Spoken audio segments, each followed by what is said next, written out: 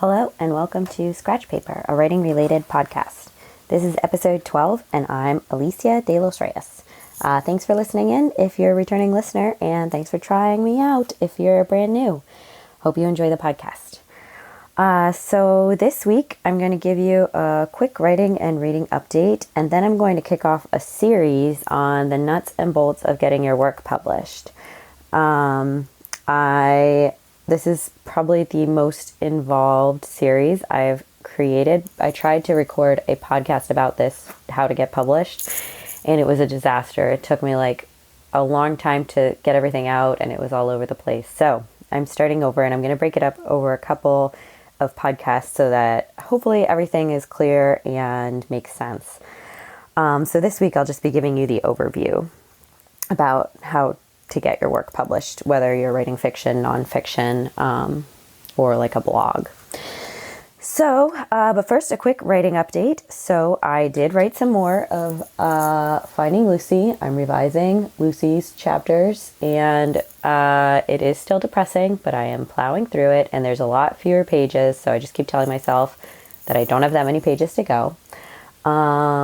It has helped me to use the Pomodoro method, where you set a timer for, I think, 20 or 25 minutes. I've been using 25 minutes, I guess. And so I'll just make myself do like a 25-minute session when I have the time and try and finish it that way. And yeah, that is my writing update. I am still writing. And a reading update, I stopped reading the new Geraldine Brooks book because it was very violent, but it was good.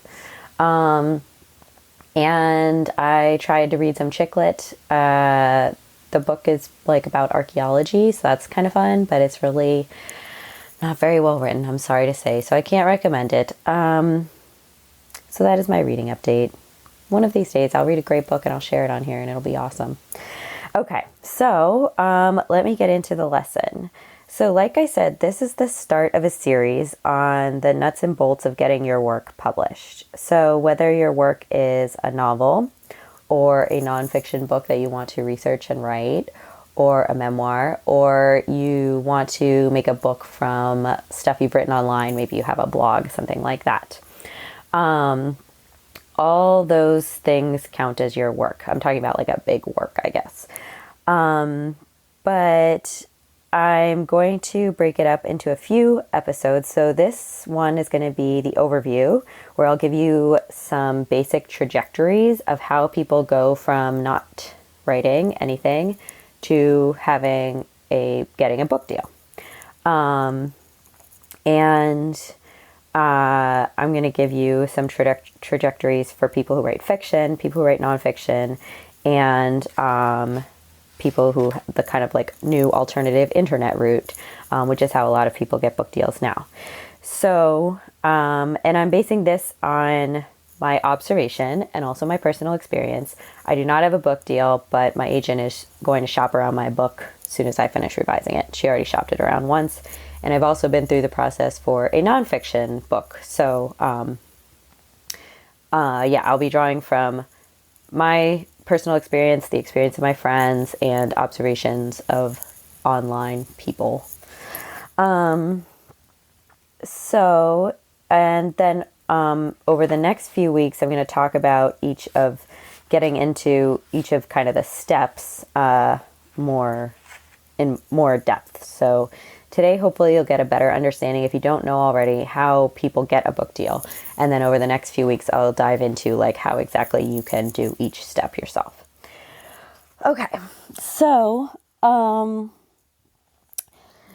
first of all, a lot of people want to write a book, whether that's fiction, like a novel, or nonfiction. Maybe you have an idea for something like a person you want to research, or something that you want to research or follow around or do for a year or something like that. Or maybe it's a book of essays or like personal essays. Maybe it's a memoir. A lot of people want to write a book. And in general, people write shorter things first and get those published and then get their book published. But it works a bit differently whether you're in fiction or nonfiction. So first here is kind of how it might work for a fiction writer. Let's say you're a novelist. you have a novel that you've been working on or writing. What you might do is write some short stories or take a piece of your novel, make it into a short story. That's kind of what I've been doing. And then you submit those short stories to literary journals. And the funny thing about fiction is literary journals, you maybe have never read one, but they are out there and people get published in them. And you would submit your short stories to these literary journals. Maybe one of them would get published. And then you would get an agent, would be the next step. So it's possible your agent would find you through a literary journal. Maybe your agent would be reading these journals and say, oh, I really like that short story. That writer seems really promising. She might reach out to you and say, hey, do you have anything else you've written? I'd like to work with you.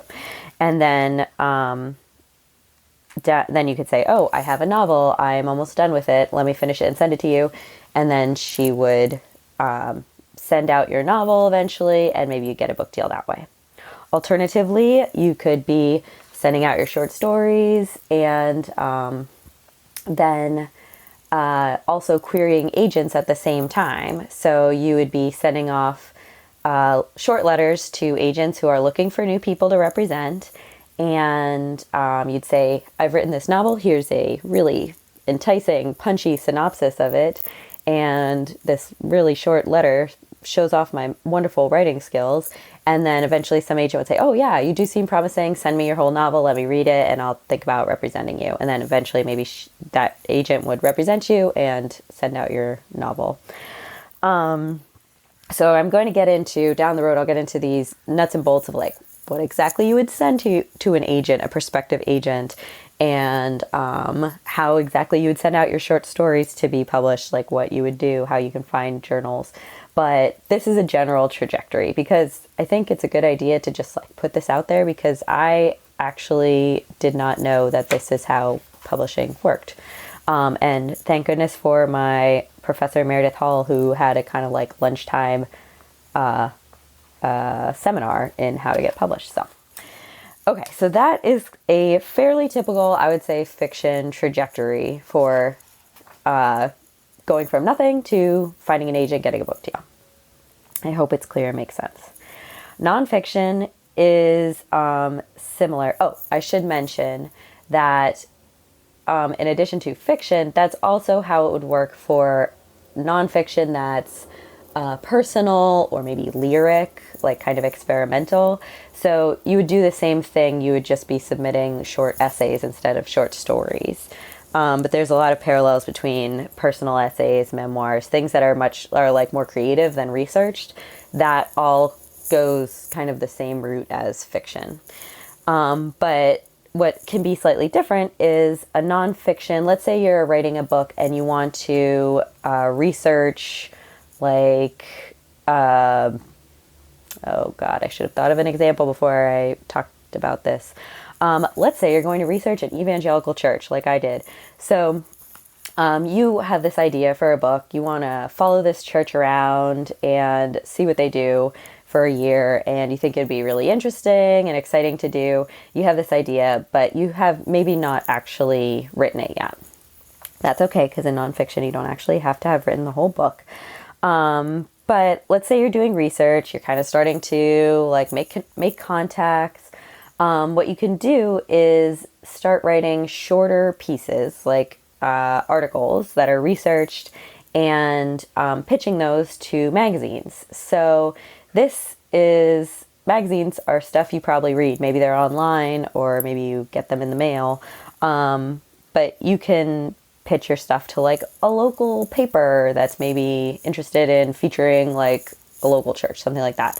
You could pitch it to maybe like I pitched a couple of my essays to Sojourners, which is a progressive Christian magazine, but does news. It's just kind of news with a Christian bent. There's a couple of magazines like that.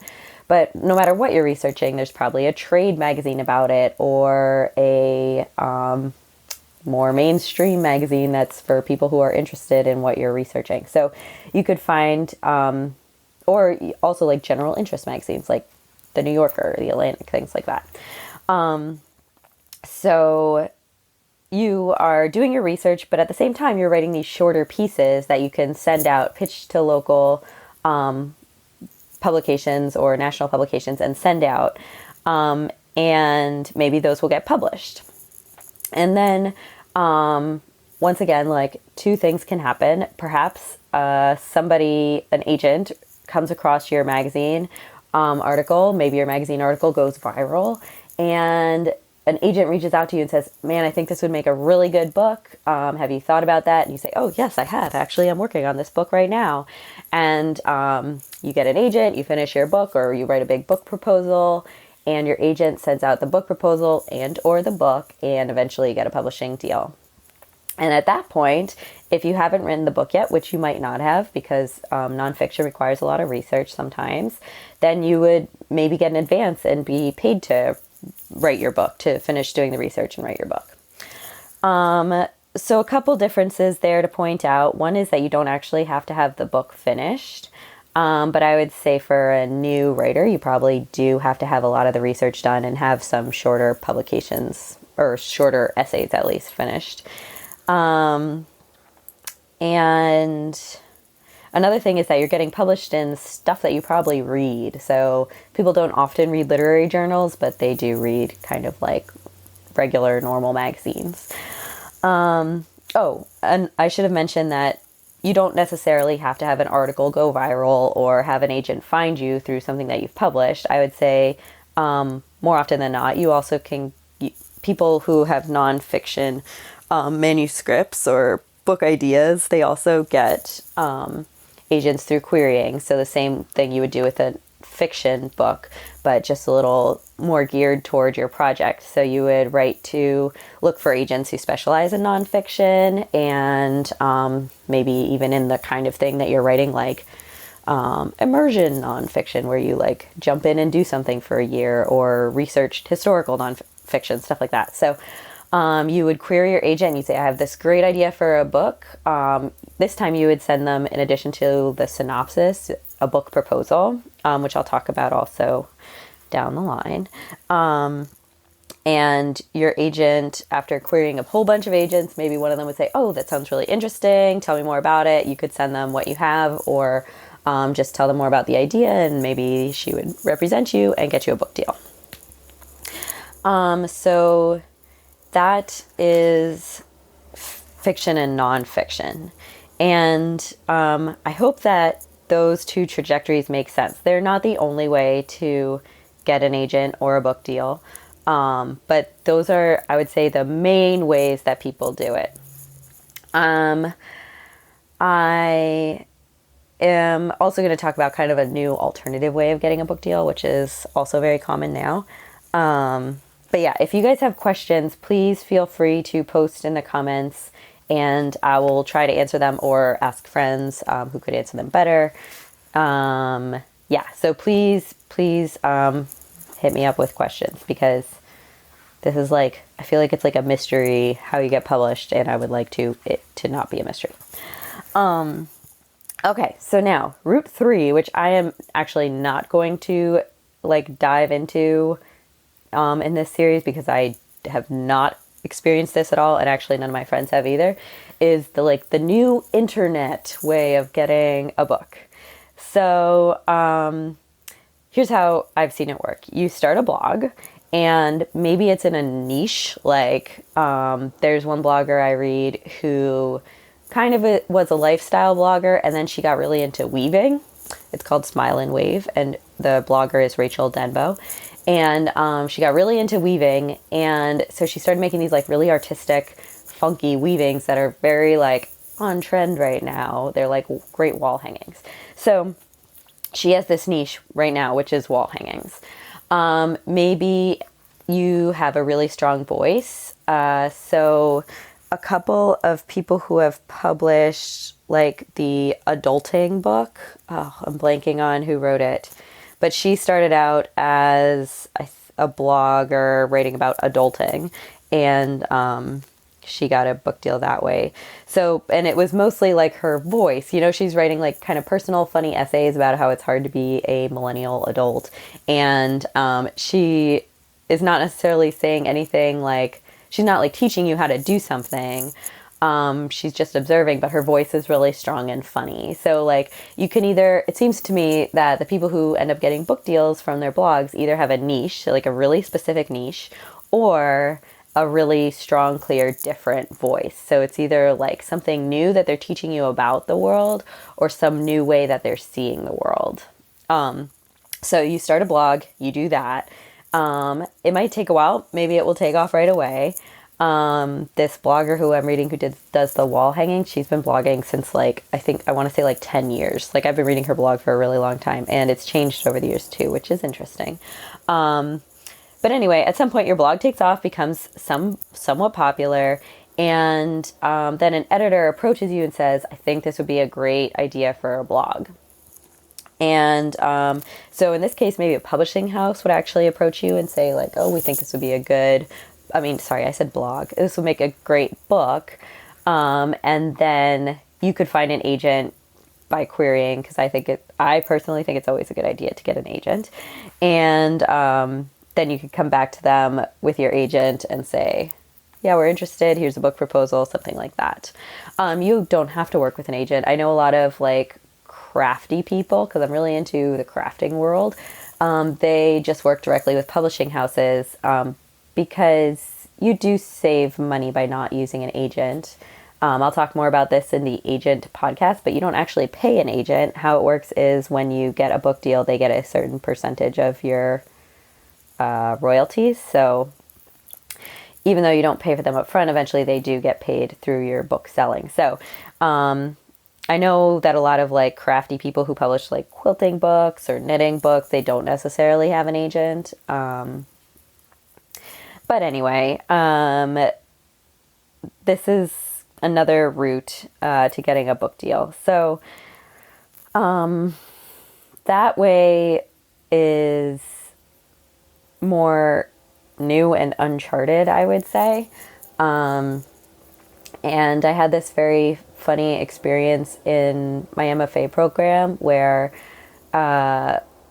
we would talk about writing, but then the business part of writing was still kind of opaque. So this is an aside about my MFA program, and I have heard from other MFA graduates that they have a similar problem, but I can't speak for all MFA programs. But I know at mine, which I loved, it was at University of New Hampshire, and I absolutely loved it. I learned how to write there. I found great friends. I had awesome workshops. I learned how to like be a writer.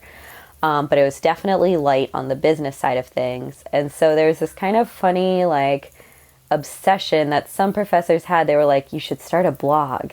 And I was like, why should I start a blog? Because I did start a blog. I at least made a website and like started blogging about the things that I was working on. And it's become very useful. Like now I'm posting this podcast on it.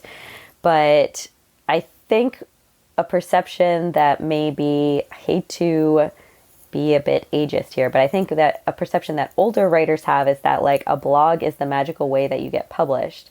And I don't think it is. I think it shows agents and perhaps publishers that you're serious about being a writer, but it's not like the magic bullet that will get you a book deal. So my friend who got a book deal right away, immediately out of our MFA program, she did not have a blog and still doesn't. So I think still that publications and querying, all those things are what get you a book deal if you're a fiction or nonfiction writer. And I think what's happening is that people are seeing bloggers get book deals because they do, that happens.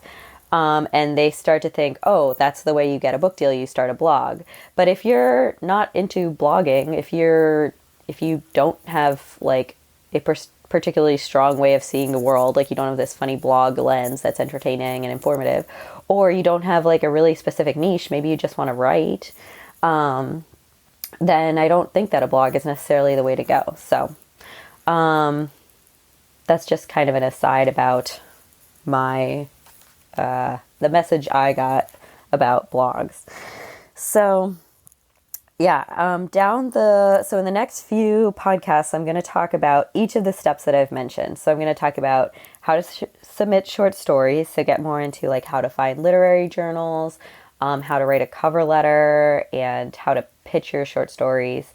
I'll also talk about pitching essays, so like researched essays, which is a little different because you have to write kind of a longer pitch letter and how much, talk about the research that you have to do beforehand, and what types of places you can pitch. I'm also going to talk about querying and finding an agent, and I'll share how I found my agent.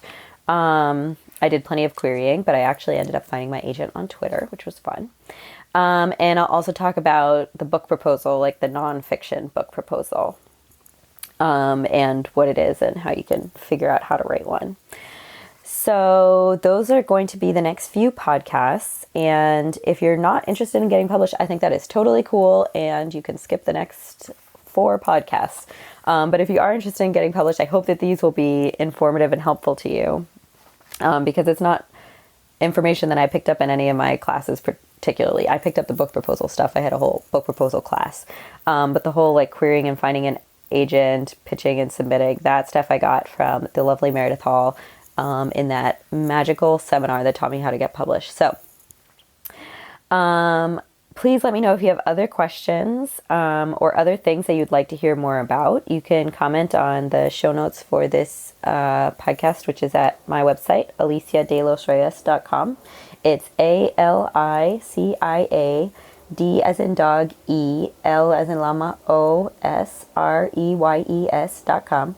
And this is episode 12. So look forward to hearing you from, I look forward to talking with you again next week, and happy writing. Thanks.